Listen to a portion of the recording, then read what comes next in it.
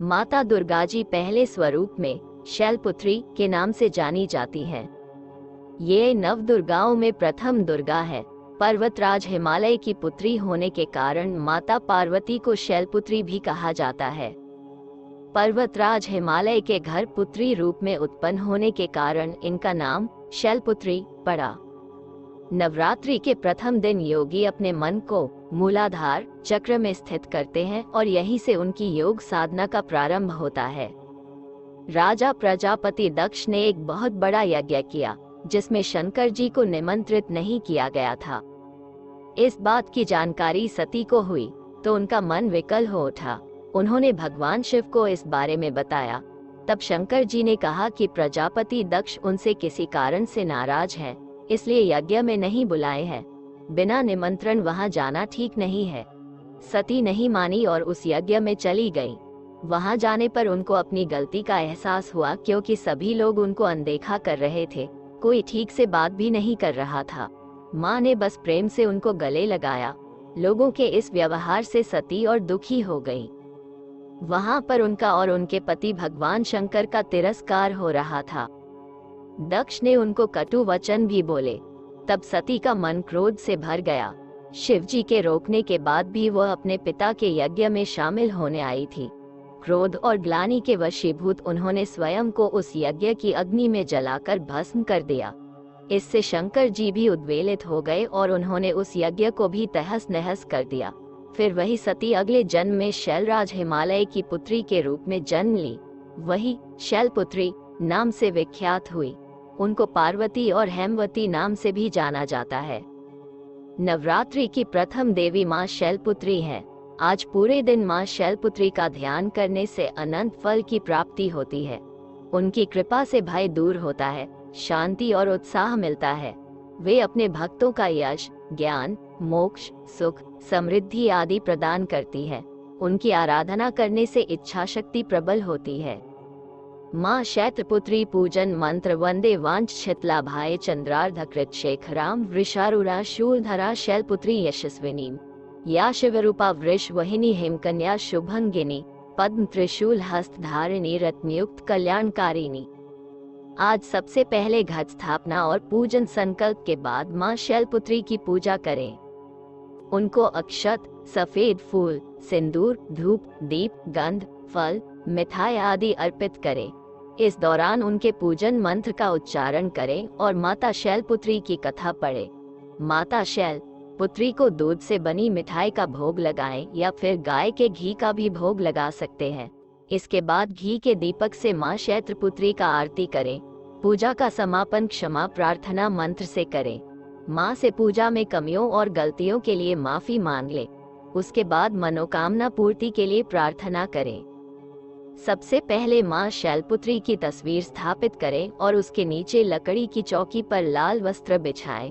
इसके ऊपर केशर से शम लिखें और उसके ऊपर मनोकामना पूर्ति गुटिका रखें। तत्पश्चात हाथ में लाल पुष्प लेकर शैलपुत्री देवी का ध्यान करें। मंत्र इस प्रकार है: ओम ऐं ह्रीं क्लीं चामुंडाय विच्चे ओम शैलपुत्री देव्यै नमः। मंत्र के साथ ही हाथ के पुष्प मनोकामना गुटिका एवं माँ के तस्वीर के ऊपर छोड़ दें। इसके बाद प्रसाद अर्पित करें तथा माँ शैलपुत्री के मंत्र का जाप करें। इस मंत्र का जप कम से कम 108 करें। इसके साथ साथ 9 अक्षर का एक मंत्र और बताने जा रहे हैं जिससे साधक को जाप करने में सरलता होगी। मंत्र: ओम शम शैलपुत्री देव्यै नमः। मंत्र संख्या पूर्ण होने के बाद माँ दुर्गा के चरणों में अपनी मनोकामना व्यक्त करके माँ से प्रार्थना करें तथा आरती एवं कीर्तन करें। मंत्र के साथ ही हाथ के पुष्प मनोकामना गुटिका एवं माँ के तस्वीर के ऊपर छोड़ दें। इसके बाद भोग अर्पित करें तथा माँ शैलपुत्री के मंत्र का जाप करें। ये जप कम से कम 108 होना चाहिए। नवरात्रि में आहार और दिनचर्या का विशेष महत्व है। ऐसा माना जाता है कि बिना इसके नवरात्रि का शुभ फल नहीं मिल पाता। नवरात्रि में भक्त 9 दिनों तक फलाहार व्रत करते हैं तो कुछ भक्त निर्जला उपवास भी करते हैं। नवरात्र में पूरे 9 दिन तक व्रत रखना आसान बात नहीं है, इसलिए यह व्रत बहुत ही कठिन माना जाता है। इन 9 दिनों में माता आदिशक्ति भवानी की कृपा प्राप्त करने के लिए केवल पूजा अर्चना करना ही काफी नहीं होता है, बल्कि अपने व्यवहार और दिनचर्या का भी खास ध्यान रखना चाहिए। तभी आपको माता रानी की पूर्ण कृपा प्राप्त होती है। जानिए नवरात्र व्रत के दौरान कैसी हो आपकी दिनचर्या। 1. बाकी के दिन भले ही आप कुछ देर अधिक सो लें, लेकिन अगर नवरात्र का व्रत करते हैं तो आपको ब्रह्म मुहूर्त में ही सोकर उठ जाना चाहिए। पूरे 9 दिन ब्रह्म मुहूर्त में उठें, घर की सफाई करें और नहाएं। 2. इसके बाद सूर्य देव को जल दें, पूरे घर में गौमूत्र और गंगा जल का छिड़काव करें और फिर अपने घर के पूजा स्थल या मंदिर में जाकर विधि विधान से मैया की पूजा करें।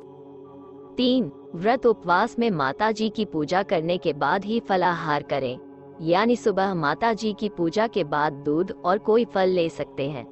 नमक न खाएं या खाने में सेंधा नमक का ही प्रयोग करें। 4. उसके बाद दिन भर मन ही मन माता जी का ध्यान करते रहें। नवरात्रि के दौरान अपने मन को पूर्णतया माँ दुर्गा के ध्यान में लगाना चाहिए। 5. इस समय कोई भी नकारात्मक विचार मन में न लाएं और न ही किसी के प्रति अपने मन में दुर्भावना रखें। शांत रहने की कोशिश करें, झूठ न बोलें और गुस्सा करने से भी बचें। अपनी इंद्रियों पर काबू रखें और मन में कामवासना जैसे गलत विचारों को न आने दें। 6. व्रत रखने वाले लोगों को दिन में नहीं सोना चाहिए। 7. शाम को फिर से माता जी की पूजा और आरती करें। इसके बाद एक बार और फलाहार फल खाना कर सकते हैं।